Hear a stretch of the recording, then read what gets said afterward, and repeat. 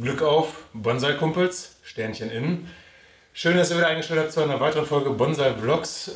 Ja, und wieder ein Langzeitprojekt. Worum geht es hier? Wir haben hier einmal Acer Palmatum Little Princess, also der erste japanische Fächerahorn in dem Sinne. Ziemlich geiles Teil, sehr kleine Blätter, hat eine sehr geile Verjüngung, eine schöne Struktur. Hatte überlegt, es war eine Grundüberlegung, den in eine schöne Schale jetzt schon zu setzen, den so ein bisschen im Bereich Schollen so zu halten, sage ich jetzt mal. Allerdings kam mir jetzt noch mal so in den Sinn, eine Mutterpflanze davon abzumosen, weil der hat ja viel Laub in Anführungsstrichen, der ist schon viel für ihn. Das habe ich mir jetzt gerade hier schon mal mit so Drähten markiert, wo ich dann eventuell so also nicht eventuell, ich werde auf jeden Fall da, wo ich jetzt diese Drahtmarkierung habe, da werde ich ihn im frühzeitigen Sommer sozusagen abmosen. Weil zum einen finde ich die Sorte sehr geil. Ich habe auch nur den, habe keine Mutterpflanze, deshalb will ich mir jetzt so eine Mutterpflanze generieren. Und ich habe jetzt im Bonsai Center, weil ich die Tage nochmal, habe ich nochmal geguckt, da kostet 39 Euro, so einer kostet auf jeden Fall 39 Euro irgendwo. Also Little Princess. Und der hat dann natürlich nicht die Form, aber 39 Euro finde ich trotzdem schon, also der hat eine wesentlich kleinere Form, ist eine Jungpflanze und 39 Euro finde ich da schon ein bisschen heftig, sage ich jetzt mal, was so eine Jungpflanze angeht. Kann natürlich Bonsai Center nichts dazu, also bonsai.de für euch, aber die kaufen die halb so ein. Kann sein, dass wenn ihr das Video jetzt seht im Herbst, dass die dann auf einmal nur noch 5 Euro kosten und das alles für die Katz war. Mir egal. So kann ich schön abmosen. Ich schneide den jetzt gleich trotzdem einmal relativ radikal nochmal so zurück, so dass gerade die Bereiche, wo ich abmosen möchte, noch am meisten Laub ertragen werden, damit ich da viel Assimilation habe und eine schnelle Kallusbildung. Das ist immer so die Hoffnung oder das Prinzip, was ich da so hintersehe. Hübsch einmal eben die Schale ein bisschen auf. Und ich denke, der wird auch dieses Jahr wieder einen Blattschnitt kriegen. Also der hat ja letztes Jahr auch einen Blattschnitt gekriegt. Kriegt ja eigentlich alles im Moment einen Blattschnitt bei mir. Funktioniert ganz gut und der steht ja, deshalb, ich topfe ihn ja nicht um, also der steht ja auch wieder drin. Sollte eigentlich nichts dagegen sprechen. Ja, gucken wir uns das mal genau an. Ich hole euch ein bisschen näher ran und dann schneiden wir einmal eben zusammen zurück und dann sehen wir uns irgendwann im Sommer wieder. So, ein bisschen näher dran. Jetzt weiß ich nicht, ob ihr das sehen könnt. Vielleicht schaffe ich es ja ein bisschen rein zu zoomen, dass man das dann auch scharf sieht. Hier und an dem hier. Also den seht ihr, den Ast an sich seht ihr ja von der Seite. Will ich auf jeden Fall eine Abmosung machen. Da habe ich mir schon so einen Draht dran gemacht. 1 mm Draht, den dünnsten, den ich habe. Nur so als Erinnerungshilfe, dass wenn der im Laub ist, ich nicht wieder suchen muss. Obwohl ich den jetzt natürlich so beschneide, dass wahrscheinlich klar sein wird, dass das, was überbleibt, zur Abmosung dient. Ja, wo fangen wir an? Fangen wir mal oben an, den ein bisschen zusammenzuklopfen. Was kann ich zu dem Baum sagen? Also ich würde erstmal sagen, der hat eine relativ schlechte Wundheilung. Wenn ich mir so die Wunden alle angucke, ist nicht so schön wie bei anderen Ahornsorten. Was jetzt nicht an der japanischen Ahornsorte liegt, sondern grundsätzlich, die sind ja so von Sorte zu Sorte. Der eine hat es ein bisschen besser, der andere macht es ein bisschen schlechter. Und der hier definitiv ein bisschen schlechter, würde ich mal sagen. Oder einmal erstmal das ab. Ja, und das hier, wie gesagt, das ist ein 2-jähriger Trieb mit 1-jährigen Trieben. Die will ich nicht abmosen. Ich habe mir hier extra so 3-jährige Triebe oder noch älter ausgesucht, wo schon eine gewisse Verholzung stattgefunden hat, wo ich wirklich eine Borke habe, die ich auch abschneiden kann dann später. Ja, und ich der Hoffnung bin, dass das ein bisschen besser klappt. Ich meine, bei diesen jungen Trieben kann man natürlich auch mit Schmirgelpapier ein bisschen was machen. Habe ich jetzt aber noch nicht, deshalb würde ich darauf hier nicht planen unbedingt. Das ist ganz cool.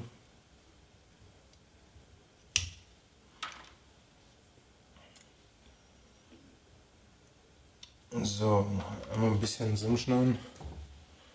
Obwohl, ich glaube, hier kriegt ihr mal ein kurzes Timelapse, weil ich hier ein bisschen nachdenken muss auch. Hier sind echt schon viele kleine Äste dran.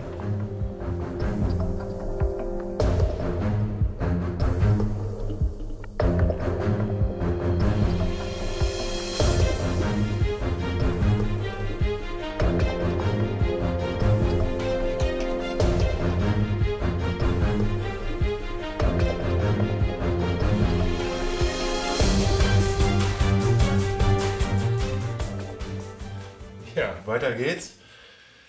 Mitte Mai, endlich soweit ausgetrieben, dass ich sagen würde, wir können hier Teilabmosung machen. Ich habe ja das mit den Drähten markiert vor ein paar Monaten, für euch gerade eben. Deshalb musste ich gerade noch mal gucken, wo hier überhaupt Drähte sind. Jetzt muss ich mal gucken, wie zugänglich das ist. Weil gerade hier, da werde ich wahrscheinlich mit so kleinen Tütchen arbeiten müssen, was mich ja eigentlich immer so ein bisschen nervt.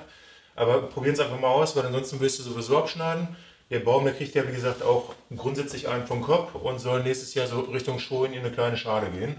Deshalb, ob ich es jetzt abschneide oder wenigstens noch versuche. Und ich habe jetzt die Tage wieder geguckt, Butterfly in der Größe, Butterfly, Little Princess in der Größe, Bonsai Center als Jungpflanze sozusagen 39 Euro oder so. Also der Versuch lohnt sich auf jeden Fall, wenn es klappen sollte. Mal gucken, ich habe hier 1, 2, 3 Drähte vorbereitet. Das heißt, 3 Abmoser möchte ich hier machen. Das werde ich auch so durchziehen und hoffen, dass das einigermaßen klappt. Ja, ich baue das mal einmal, also das Kameraset einmal um, hole euch ein bisschen näher und würde sagen, wir sehen uns gleich.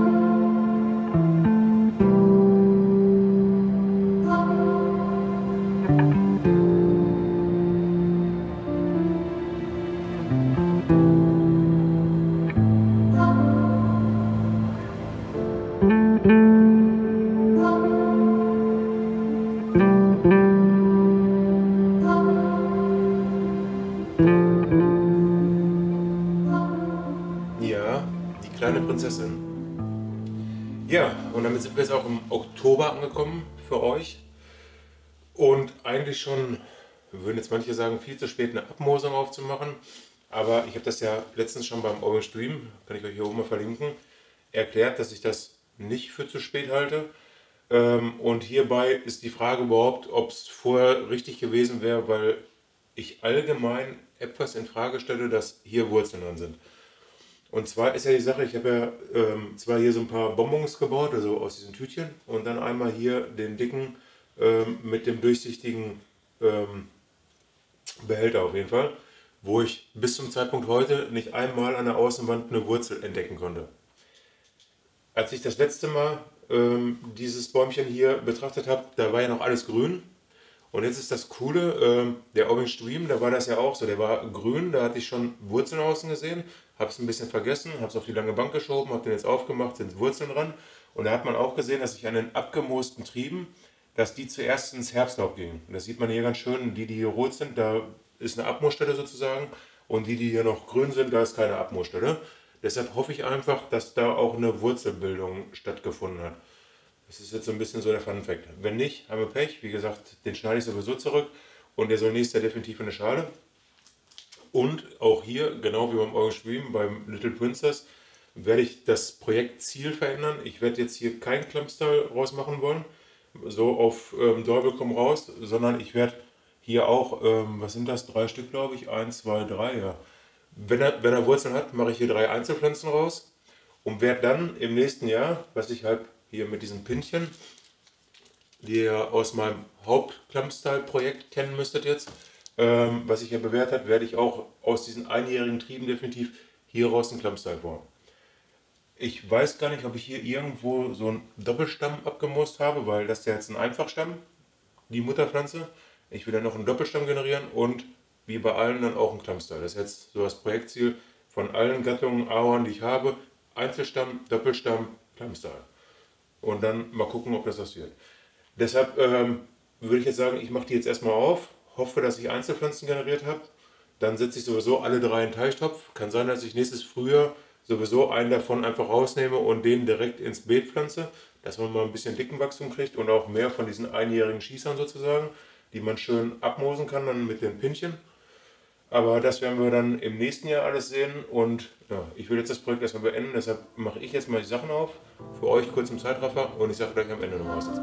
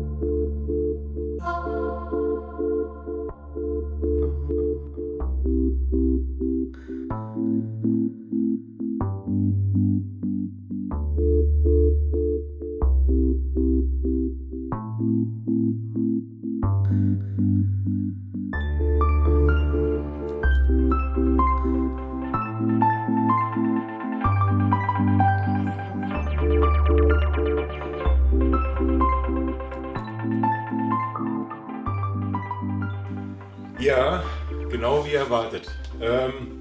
Ich würde mal erstmal schon mal sagen, willkommen am Ende dieses Videos. Ich habe ein paar andere Bäume im Langzeitprojekt, da warte ich noch, bis das Laub abfällt und so. Das werde ich euch jetzt schon mal präsentieren. Das wisst ihr natürlich schon, wenn ihr das jetzt seht. Ja, wie erwartet, hatte ich ja im Vorfeld gesagt, der obere hier, wo dieser Behälter hier drum war, wo ich keine Wurzeln gesehen hatte, hat sich auch tatsächlich so erwiesen, dass er keine Wurzeln gebildet hatte. Also man sieht hier ordentlich Kallus, aber man sieht hier keine weißen Wurzelspitzen. Und ja, der hätte vielleicht, hätte ich das jetzt dran gelassen, im nächsten Jahr noch Wurzeln entwickelt. Jetzt sagt der eine oder andere, hätte es mal dran gelassen. Aber ich mache die Abmosung ja nicht am Baum auf, weil das so ein Getüttel ist, sage ich jetzt mal. Ich schneide, wenn ich was abmose, dann schneide ich die einfach ab, mache die dann stationär hier nochmal irgendwo auf. Und wenn ich dann erkenne, dass keine Wurzeln dran sind, ist es sowieso zu spät. Und das ist mir in dem Fall auch egal, weil ich habe ja jetzt, wie man sieht, erfolgreich 2 neue kleine Prinzessinnen. Ja doch, Prinzessin, ja.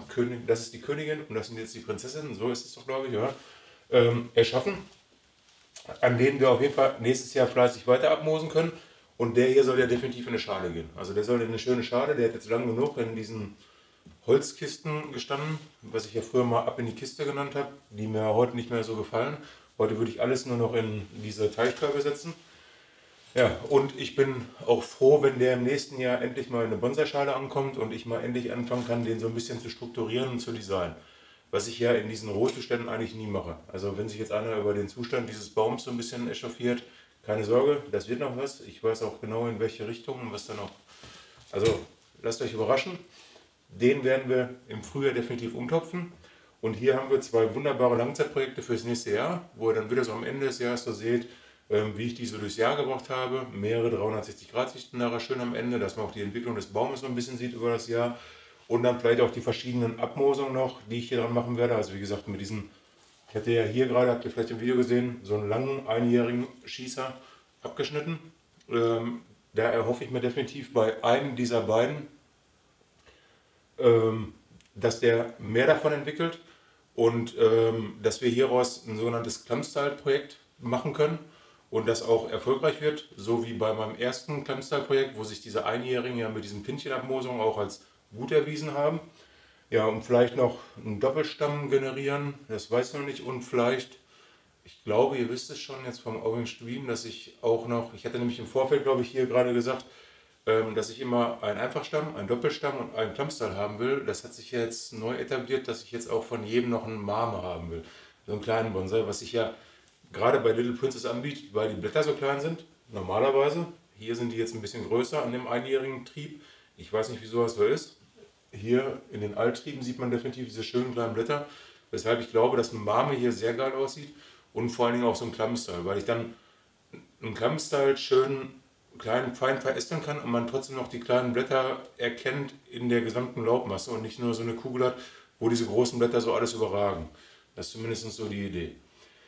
Ob das was wird oder ob das nichts wird, das kann ich euch noch nicht sagen, aber ich kann euch sagen, nächste Woche Sonntag kommt wieder ein tolles Video von mir und ich hoffe, dass ihr da auch wieder einschaltet, denn ich bedanke mich fürs Zusehen.